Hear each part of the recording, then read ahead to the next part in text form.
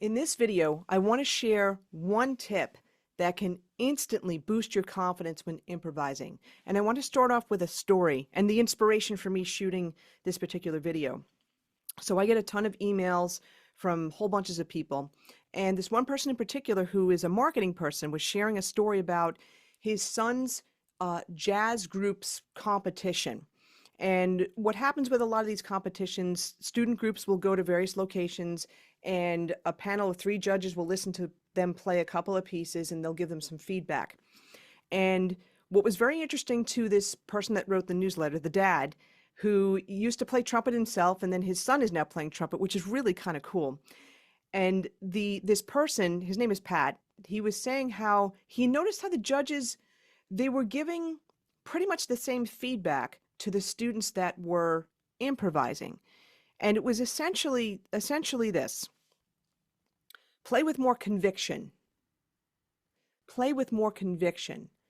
And the reason why they said that was because the students would come up and they would play, they would improvise, and maybe they weren't so sure of what they were playing and it maybe came out kind of timid.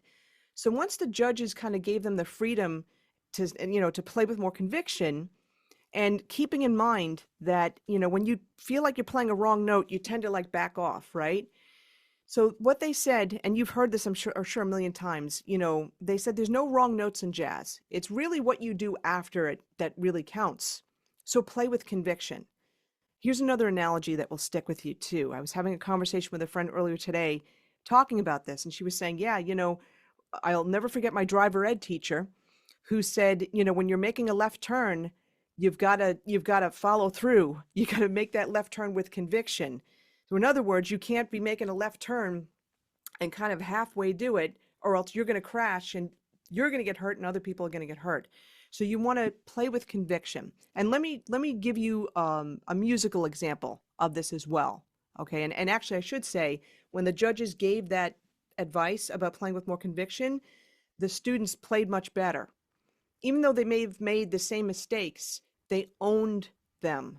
So play with conviction, own your notes. All right, so I'm going to take a really cool lick. I love this lick. This is a phrase that Dexter Gordon played over Billy's Bounce.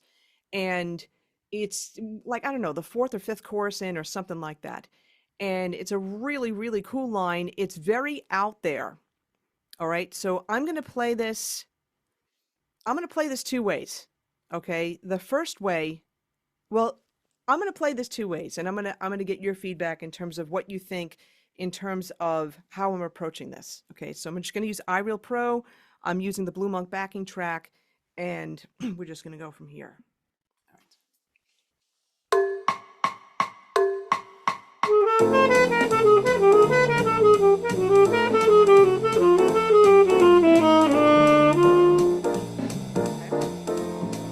That's the first way. Here's the second way.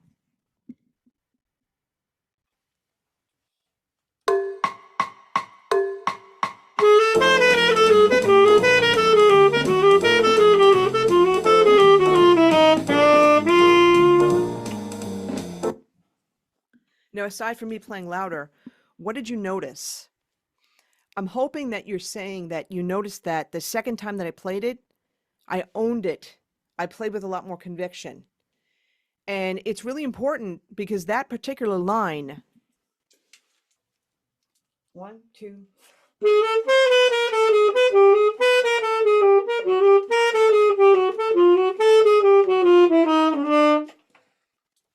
there's a tremendous amount of chromaticism and dissonance in that line. And it's there for a reason. It's absolutely there for a reason. And if I don't own that tension, that dissonance, the audience is going to feel really uncomfortable.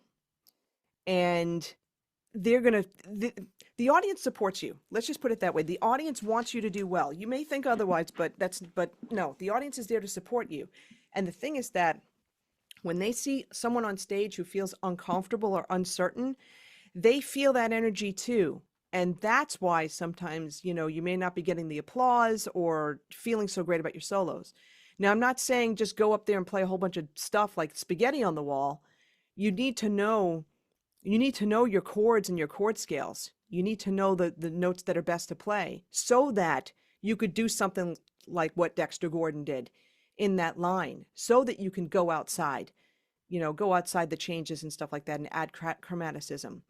But the thing though is that whatever you play, whatever level that you're at, play with conviction. Now, let's say your question to me may be, Donna, I have no idea what I'm playing. I'm just playing like I'm throwing out random notes.